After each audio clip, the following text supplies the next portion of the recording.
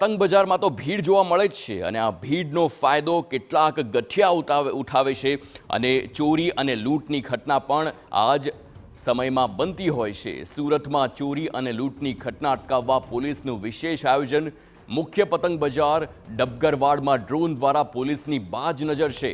બજારના બંને બાજુ બેરિકેડિંગ કરી પોલીસ બંદોબસ્ત તૈનાત કરવામાં આવ્યો છે। શંકાસ્પદ અને ગુનેગારો પર નજર રાખવા ધાબા પોઈન્ટ તૈયાર કરવામાં આવ્યા। ધાબા પોઈન્ટ પરથી પોલીસ જવાનો દ્વારા ભીડ પર ચાંપતી નજર રાખવામાં આવી રહી છે। ખરીદી માટે આવતા લોકોને કિંમતી સામાન સાચવવાની પણ વારંવાર અપીલ કરવામાં આવી રહી છે।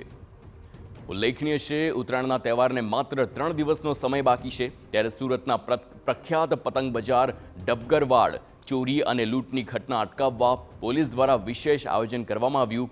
બંને બાજુ બેરિકેડિંગ કરી શંકાસ્પદ અને ગુનેગારો પર નજર રાખવા ધાબા પોઈન્ટ તૈયાર કરાયા છે અને સાથે જ ભીડભાડવાળા વિસ્તારમાં સિવિલ ડ્રેસમાં પણ પોલીસના જવાનો તૈનાત રહેશે।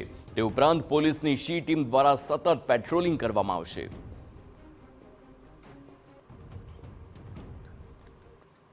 બંને બાજુએ બેરિકેડિંગ કરી અને પોલીસ બંદોબસ્ત ગોઠવેલ છે। આ સિવાય ધાબા પોઈન્ટ પણ રાખવામાં આવેલ છે, જ્યાંથી દૂરબીનથી બાયનોક્યુલર રાખી અને જો કોઈ શંકાસ્પદ મુવમેન્ટ હોય તો એ વોકી ટોકી મારફતે અમને જાણ કરશે।